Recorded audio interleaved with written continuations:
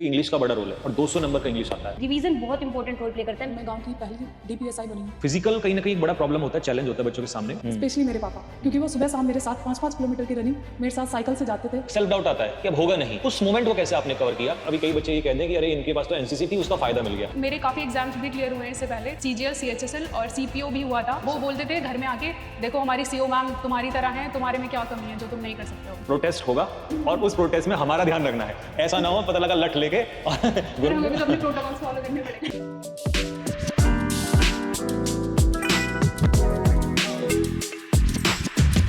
हमारी छोरियां छोरों से कम है कि ये बात बिल्कुल सत्य है दोस्त। प्यारे बच्चों नमस्कार। आप देख रहे होंगे मेरे साथ हमारी 4 बहनें हैं और इन सभी ने दिल्ली पुलिस में सिलेक्शन लिया है। तो हम जानेंगे इन सभी की स्ट्रेटजी कि किस तरीके से इन लोगों ने अपना फिजिकल तैयार किया, प्री कैसे तैयार किया और मेंस जिसमें कि सबसे बड़ा रोल इंग्लिश का है, जहां पर बहुत सारे बच्चे डरते हैं, उस सारी प्रॉब्लम को कवर करते हुए आज ये दिल्ली पुलिस सब इंस्पेक्टर हैं। मेरी तरफ से और आप सभी की तरफ से सबसे पहले मैं इन सभी को बधाई देता हूं और जानते हैं हम एक एक बच्चे से कि इनकी जर्नी कैसे स्टार्ट हुई और किस तरीके से यहां तक पहुंचे। तो शुरुआत करते हैं। सबसे पहले हम चाहेंगे यहां से स्टार्ट करना, तो आप मुझे अपने बारे में बताइए और हमारे सभी बच्चों को, और फिर किस तरीके से आपने जर्नी को स्टार्ट किया। सर मेरा नाम तन्नू है और अभी मेरा सिलेक्शन ऑल इंडिया रैंक 69 के साथ दिल्ली पुलिस एसआई में हुआ है। मेरे जो फैमिली बैकग्राउंड है उसमें हम बहनें हैं, 4 बहनें हैं, 1 भाई है। तो मेरी बहन है जो बड़ी है वो ऑलरेडी टीचर है। ओके। तो मेरे पास गाइडेंस पहले से थी कि मुझे गवर्नमेंट जॉब की तैयारी करनी है। अच्छा। और उसके बाद जो मुझसे बड़ी बहन है वो आपसे पहले से ही पढ़ती थी, तो मैंने आपका बैच लिया था दिल्ली पुलिस कांस्टेबल का। ओके। तो मैंने अपना 2023 में तो मैंने अपना बेसिक सिलेबस जो है वो वहां से तब से ही किया है। ओके। उसके बाद मैंने कंटिन्यू फिर जो अपडेट मतलब मैराथन आती रही, फिर मैंने उनसे और बुक से अपनी प्रैक्टिस करती रही। ओके। एक छोटा सा क्वेश्चन है कि सीपीओ के प्री में कई सारे सब्जेक्ट्स होते हैं। इंग्लिश तो बड़ा रोल प्ले करता ही है, लेकिन मैथ्स भी प्ले करता है।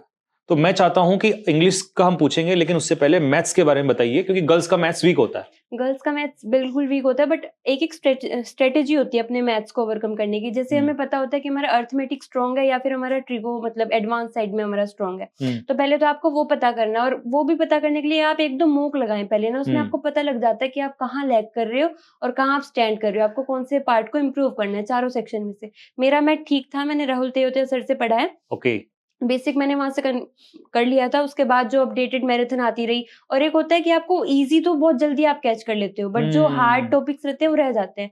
तो बेटर होता है कि अब एक नोट बनाए, एक डायरी बनाए, उसमें अपने हार्ड टॉपिक्स लिख ले। और वो हार्ड टॉपिक्स भी अगर हम पहले पढ़ लेते हैं तो हम भूल जाते हैं फिर से, क्योंकि वो तो हार्ड टॉपिक्स हैं। तो उनको लिख के रखे और एग्जाम से 1.5 महीने पहले उनको प्लीज जरूर रिवाइज करें 2 से 3 बार, क्योंकि इजी तो हमें मॉक दे के आ गया, और मॉक बहुत इंपॉर्टेंट रोल प्ले करता है। मॉक किसी बच्चे को कब लगाना चाहिए? मॉक उसको एक बार सिलेबस कर लिया और उसके बाद उसको 1 से 2 महीना पूरा रिवाइज करने को दो, उसके बाद मॉक लगाओ। ओके। और मॉक लगाने के बाद आपको धीरे धीरे, और ऐसा नहीं कि आप 1-2 मॉक में ये डिसाइड कर लो कि मुझे आता है या नहीं आता है। बहुत बच्चे ऐसी गलती करते हैं। मेरा मानना है कि 10 से 15 मॉक जरूर लगाओ और 3-3 दिन के गैप में लगाओ, क्योंकि हर टाइम हमारा अच्छा नहीं होता है। और मॉक एनालाइज जरूर करो। कई बच्चे मॉक लगाते हैं, अपना स्कोर देखते हैं, मेरा तो आ नहीं रहा है, छोड़ देते हैं। हमें सबसे ज्यादा मॉक एनालाइज करके आता है, क्योंकि वो पीवाईक्यू पैटर्न है। एसएससी में अगर हम देखे जाए तो पीवाईक्यू फॉलो होता है, डाटा चेंज होगा, लेवल थोड़ा हार्ड होगा, बट पहले हम बेसिक तो कर ले। तो मॉक एनालाइज करना बहुत जरूरी है। मतलब एक मॉक को 3 घंटे जरूर दे, और 3 दिन 15-20 आप मॉक लगा लोगे ना, आपको अपने आप पता लग जाएगा आपने कितना इंप्रूव किया है मेंस के लिए, क्योंकि इंग्लिश का बड़ा रोल है और 200 नंबर का इंग्लिश आता है। कोई ऐसी चीज जो आप बच्चों को सजेस्ट करना चाहोगे, या आपने जैसे हम इंग्लिश पढ़ा तो क्या किस चीज का बेनिफिट हुआ आपको? मैंने इंग्लिश का बैच किया, नॉर्मल बैच किया। उसके बाद सबसे इंपॉर्टेंट होता है, एक तो है ना, बच्चे रिवाइज नहीं करते सर।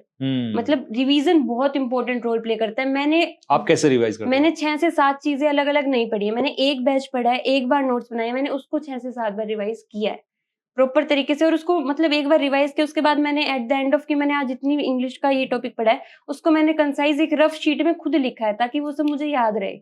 वोकैबुलरी को कैसे डिवाइड करते थे? वोकैबुलरी मैंने मतलब ऐसे होता है ना, वर्ड बाय वर्ड होता है, रूट वर्ड अलग होते हैं और मतलब एक टॉपिक के मतलब एक वर्ड है बट उसके साइनो अलग है, एंटो अलग है। तो मतलब पीडीएफ होती तो मैं इसे डिवाइड कर लेती थी कि आज मुझे दिन के 5 वर्ड के साइनो एंटो याद करने हैं। ओके। और कम से कम 10 से 20 मुझे वन वर्ड सब्स्टिट्यूशन याद करने। एक दिन वन वर्ड उठाया, एक दिन ईडियम्स उठाया, ऐसे। मेंस में डेली तो नहीं लगाते होंगे मॉक? नहीं, क्योंकि 200 नंबर का इंग्लिश आता है, नहीं। तो वीक में लगाया या किस तरीके से? मैंने 3 से 4 दिन में लगाया। मैंने कम से कम 10 मॉक लगाए थे, उससे ज्यादा तो मैंने भी नहीं लगाए। अच्छा, 10 मॉक हाँ, मेंस के लिए? 10 मॉक मेंस के लिए, क्योंकि उस टाइम पे सीजीएल मेंस था सर। तो पहले सीजीएल मेंस दिया, उसके बाद फेब का ही मंथ बचा था और मार्च में ये था, 20 जनवरी को मेरा सीजीएल मेंस था। तो उसके बाद 1 महीना मैंने प्रॉपर इंग्लिश को अपना पूरा दिया। मेन तो पहले सब कुछ रिवाइज किया, उसके बाद जो मेरे हार्ड टॉपिक थे उनको स्ट्रॉन्ग किया और फिर मैंने। चलिए, बहुत बहुत बधाई आपको। तो नाउ अब हम चलते हैं दूसरे कैंडिडेट के पास और जानेंगे कि भाई कैसे प्री फिजिकल भी कई सारी गर्ल्स के लिए प्रॉब्लम होता है, क्योंकि बहुत सारी गर्ल्स को तो ऐसा लगता है कि हम फिजिकल की वजह से वो सीपीओ नहीं जाते, अदरवाइज उनकी इच्छा होती है दिल्ली पुलिस की या अदर पोस्ट की, बट केवल फिजिकल की वजह से वो लोग नहीं जाते हैं। तो इन सब चीजों के बारे में पता करेंगे। My name is Neha. मैं एक छोटे से गांव से बिलोंग करती हूँ और मैं गांव की पहली डीपीएसआई बनी हूँ। इवन यूपी में पैरामिलिट्री में भी कोई भी एसआई नहीं है। 22 साल की एज में ये मेरा सीपीओ का फर्स्ट अटेम्प्ट था और मैं यूपी बोर्ड हिंदी मीडियम से हूँ, pure UP board Hindi medium से। और मतलब जैसे सीबीएसई बोर्ड वाले बच्चे होते हैं उनके लिए जब भी काफ़ी आसान होता है पढ़ना इंग्लिश, बिल्कुल, लेकिन मेरे लिए मुझे और ज़्यादा मेहनत करनी पड़ी उसके लिए। पर संजीव सर की मैंने क्लासेस ली बहुत, वो कैब के लिए मैंने इनका अलग रजिस्टर बनाया, वो कैब का बिल्कुल वो मेरा कंप्लीट भर चुका था और टाइम टू टाइम रिवाइज करा। ओके। फिजिकल कहीं ना कहीं एक बड़ा प्रॉब्लम होता है, चैलेंज होता है बच्चों के सामने, और गर्ल्स के सामने तो बहुत ज्यादा होता है। तो जैसे कि आपने बताया था कि वेट लॉस का एक बड़ा प्रॉब्लम था, तो आपने वेट लॉस किया। 2023 में मैंने दिल्ली पुलिस का मेरा फर्स्ट फॉर्म था, उसमें मेरा नंबर आ गया था, लेकिन फिजिकल आउट हो चुकी थी। तो मुझे फिजिकल का बहुत डर था, लेकिन फिजिकल भी हो चुका था, मेंस भी हो गया। मेडिकल के टाइम पे मैं प्री मेडिकल देने आई थी RWA यहाँ पर ही, तो मेरा यहाँ 70 kg वेट था। तो फिजिकल गुरु सर हैं, उनसे मेरी बात हुई तो मैंने 10 kg वेट 1 महीने के अंदर कम किया। वहाँ मेरा 59-900 kg वेट आया था। अच्छा, तो उसके बाद फिर आपने 10 किलो वेट कम किया और जब आप मेडिकल में गए तो वहाँ आपका वेट सही था, लेकिन जिस चीज में नहीं सोचा वहाँ मुझे रिमेडिकल मिला। सबसे ज्यादा अगर मैं बोलूँगी तो सबसे ज्यादा इमोशनल पॉइंट वो मेडिकल था जब मुझे रिमेडिकल मिला था। और मैं सबसे बड़ा मेरे टीचर्स और मेरे पापा जी, स्पेशली मेरे पापा, क्योंकि वो सुबह शाम मेरे साथ 5-5 किलोमीटर की रनिंग मेरे साथ साइकिल से जाते थे। अरे गजब, बहुत बहुत अच्छी बात है ये। और ये शायद आप बहुत सारे पेरेंट्स के लिए एक मैसेज जा रहा है कि अगर आप अपनी बेटियों के साथ आगे बढ़ के चलते हैं तो वो आपका सीना गर्व से चौड़ा कर देंगी। ये मैं जरूर गर्व से कह सकता हूँ। न केवल हमारे साथ आज ये 4 लड़कियां हैं, यहाँ पर अभी बहुत सारी ऐसी लड़कियां हैं जिन्होंने हमने देखा कि सिलेक्शन लिया, और पेरेंट्स का बहुत बड़ा रोल इसमें कहीं ना कहीं है। तो मतलब मैं यही कहना चाहूंगा कि आज कहीं ना कहीं कई बार ये सोचते हैं, स्पेशली गांव की मैं बात करता हूं क्योंकि मैं भी गांव से ही बिलोंग करता हूं और ये हमारे ज्यादातर बच्चे भी गांव से ही हैं।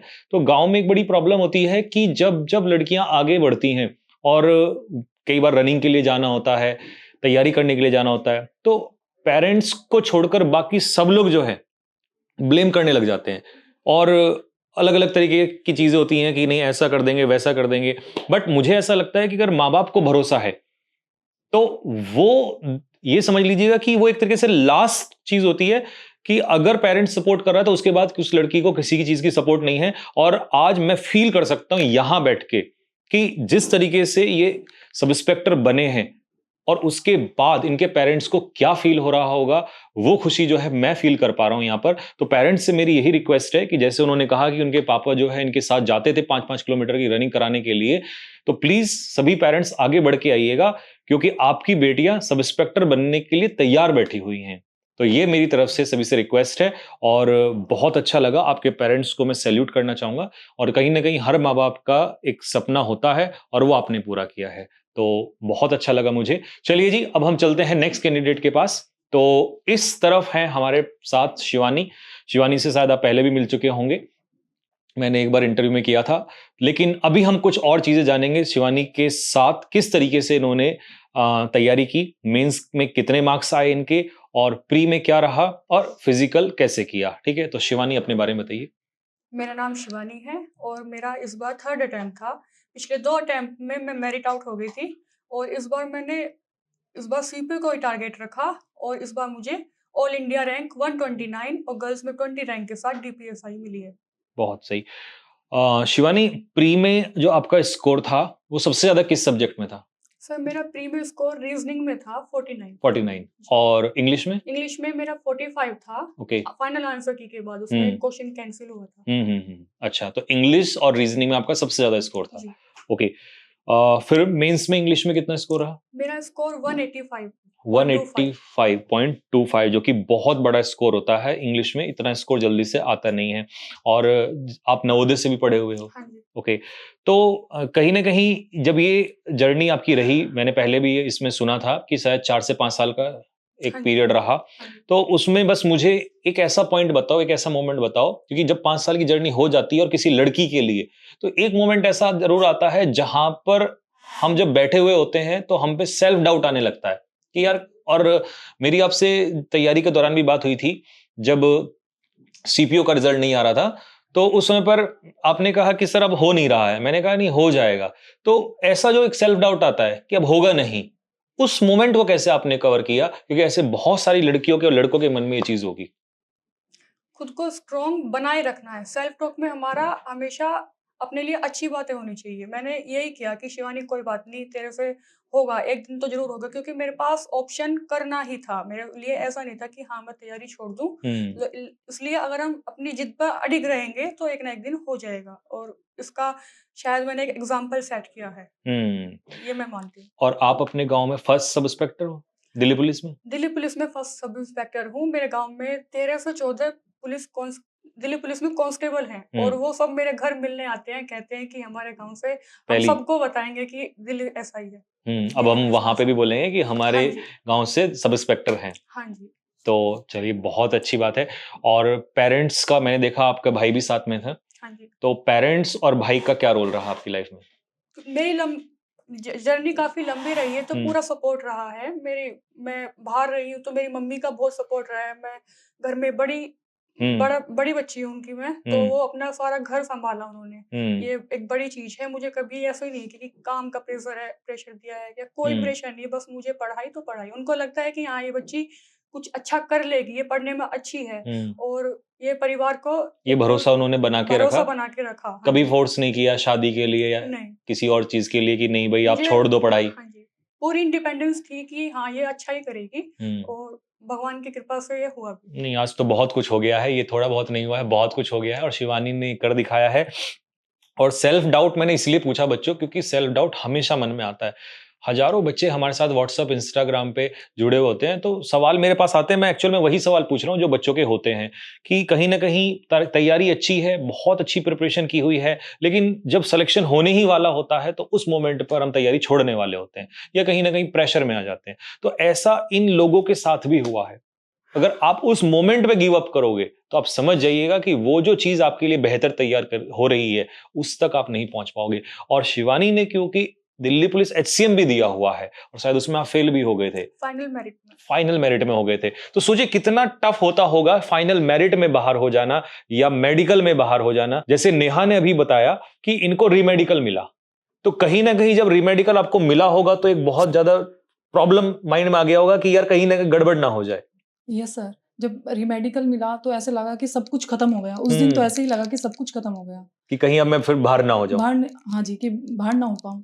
तो ये मोमेंट कभी भी आपकी लाइफ में आ सकता है। ऐसा जरूरी नहीं है कि आपने प्री दिया और आप सोचें कि भाई सब कुछ हो गया। एक जर्नी है, बहुत लंबी है। बट मैं हमेशा एक चीज कहता हूं कि अगर आप में पेशेंस है तो दोस्त आपके लिए जो भगवान कुछ तैयार किए बैठा है, देखिए मिलेगा। उस सुबह का सूरज दोस्त वही देखेगा जो रात को निकालना जानता है, और रात कितनी भी काली क्यों ना हो जाए, सूर्य हमेशा निकलता है, बट निकलेगा उसकी लाइफ में जो रात का अंधेरा बिताना जानता है। तो प्रॉब्लम तो सबकी लाइफ में है, हर किसी की लाइफ में है। बट मैं आज यहां से इस मन से ये कहना चाहता हूं कि ये जैसे जो आप देख रहे हैं सामने, ऐसे बहुत सारे पॉडकास्ट, ऐसे बहुत सारे मोटिवेशन आपके सामने अगले साल और भी होंगे, और शायद इस मंच से ये मैसेज आज लाखों लड़कियों को जाएगा कि अगर आप में भरोसा है तो आप सब इंस्पेक्टर छोड़िए, आप इंस्पेक्टर या उससे भी आगे बढ़ सकते हैं। तो चलिए जी नेक्स्ट कैंडिडेट्स की तरफ चलते हैं। अब हमारे साथ नेक्स्ट कैंडिडेट है आंचल, जो कि उत्तर प्रदेश के हापुड़ जिले से हैं और हापुड़ जिले का इन्होंने नाम रोशन किया है। अभी वो दिल्ली पुलिस में सब इंस्पेक्टर बन चुकी हैं। तो चलिए इनसे जानेंगे। तो आंचल, हमें बताइए और हमारे बच्चों को बताइए कि आपकी इस जर्नी में किस तरीके से प्रॉब्लम आई और उनको आपने कैसे कवर किया, और फिर हम सब्जेक्ट वाइज पूछेंगे। चलिए सर, मेरी जर्नी कुछ ऐसे स्टार्ट हुई थी। 2022 में मेरी ग्रेजुएशन कंप्लीट हुई। तो मैं पढ़ने में मेरा कुछ इतना खास इंटरेस्ट था नहीं। तो मेरी जो बड़ी सिस्टर है वो मुझसे जस्ट 1 साल बड़ी है। उन्होंने मुझे, मैं पहले बेड पे बैठ के पढ़ती थी, बस वीडियोस देखती थी, बस हो गया। तो उन्होंने मुझसे कहा ढंग में तैयारी कर ले, इतना अगर कम एज में करते हैं तो ज़्यादा खुशी होती है, अगर तुम बाद में तो टाइम एग्जैगरेट होता है तो वो खुशी नहीं होती है। शुरू में बच्चा सीरियस नहीं होता है जी। तो सर फिर मैंने अपने ऊपर घर पे छत पे 2 सेपरेट रूम्स हैं, पापा ने हमारे लिए स्पेशली वो बनवाए हैं पढ़ाई के लिए। तो मैंने वहाँ 1 साल तैयारी की, उस रूम में बैठ के अपना फोकस बनाया। फिर उसके बाद मैंने लाइब्रेरी ज्वाइन करी, क्योंकि घर पे थोड़ी सी मुश्किलें होती हैं कि मतलब मन नहीं लगता है और कुछ काम भी होते हैं कि घर वाले बुला लेते हैं, डिस्टर्बेंस होते हैं। तो सर फिर मैंने लाइब्रेरी ज्वाइन करी वहाँ। और सर मैं एक चीज़ बताना चाहूँगी, मेरा एनसीसी से मुझे काफ़ी ज़्यादा बेनिफिट मिला है। एनसीसी को लेकर वैसे भी बहुत चर्चाएं हैं, तो मैं इस बारे में थोड़ा सा डिस्कशन कर देता हूं। दोस्त, अगर आप एनसीसी को हल्के में लेते हैं और आप किसी बच्चे को ये सोचते हैं, क्योंकि ऐसा हो सकता है आंचल की अभी कई बच्चे ये कहते हैं कि अरे इनके पास तो एनसीसी थी, उसका फायदा मिल गया।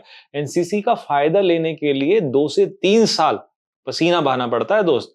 तो मैं एक्चुअल में एनसीसी वाले बच्चों को सैल्यूट करता हूं, और एनसीसी लेना चाहिए, इसलिए नहीं कि मार्क्स के लिए। पहली बात तो ये आपको डिसिप्लिन बनाता है, दूसरा ये आपको सीपीओ में तो हेल्प करेगा ही करेगा, ये बहुत जगह हेल्प करता है। लेकिन अगर आप ये कहते हैं कि एनसीसी से इसका सिलेक्शन हो गया, तो ये बहुत गलत है, क्योंकि उसके अलावा इन्होंने मार्क्स लिए हैं, प्लस एनसीसी के लिए 3 साल मेहनत करनी पड़ती है, और एनसीसी के साथ पढ़ाई करना ये कोई आसान काम नहीं है।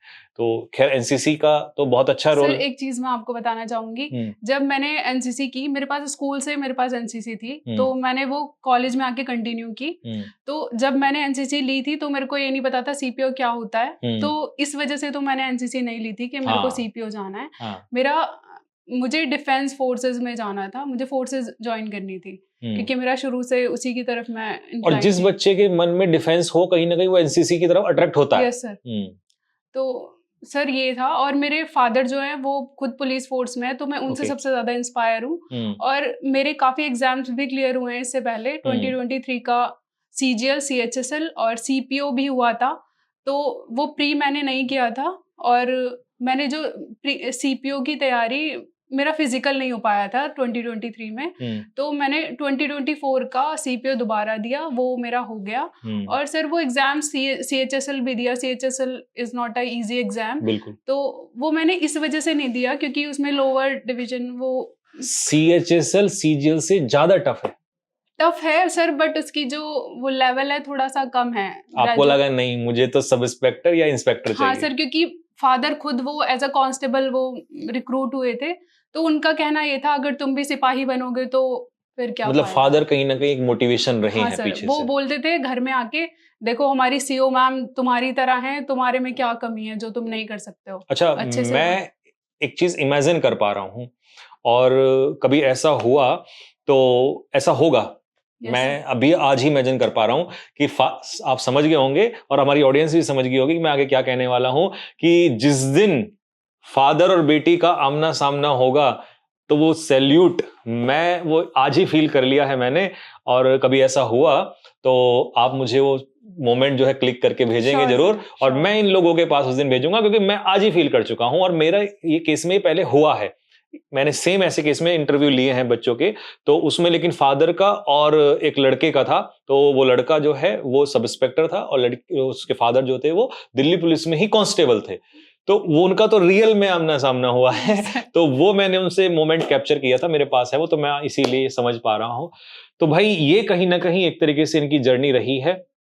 और बहुत, मैं फिर से वही कहूंगा कि आप देखिएगा कि किसी भी चीज को पाना इतना आसान नहीं होता, बहुत मेहनत करनी पड़ती है दोस्त इसके लिए। तो ये बहुत सारी गर्ल्स के लिए अब मैं फाइनली ये कहूंगा कि एक तरीके से मोटिवेशन है। और आज हमारे साथ ये 4 लोग हैं, मैं चाहता हूं कि अगली बार ये 40 में कन्वर्ट हो। तो दोस्त मेहनत करते रहिएगा, सभी लड़कियों को, सभी लड़कों को मेरी तरफ से, हम सभी 5 लोगों की तरफ से यही कहना है कि अगर आपने अपने गोल को निर्धारित कर लिया और उसके लिए लगातार आप मेहनत करेंगे तो कुछ भी दूर नहीं है दोस्त। तो भाई तनु, सबसे पहले मेरी रिक्वेस्ट ये है आप लोगों से कि प्रोटेस्ट होगा और उस प्रोटेस्ट में हमारा ध्यान रखना है, ऐसा ना हो पता लगा लठ लेके और सर हमें भी तो अपने प्रोटोकॉल्स फॉलो करने पड़ेंगे। नहीं, हाँ, मतलब नवीन सर ने जो सिखाया नहीं, प्रोटोकॉल्स आप पूरे फॉलो करो, लठ का इस्तेमाल करो, थोड़ा सा ध्यान होगा, पानी वानी पिला देना।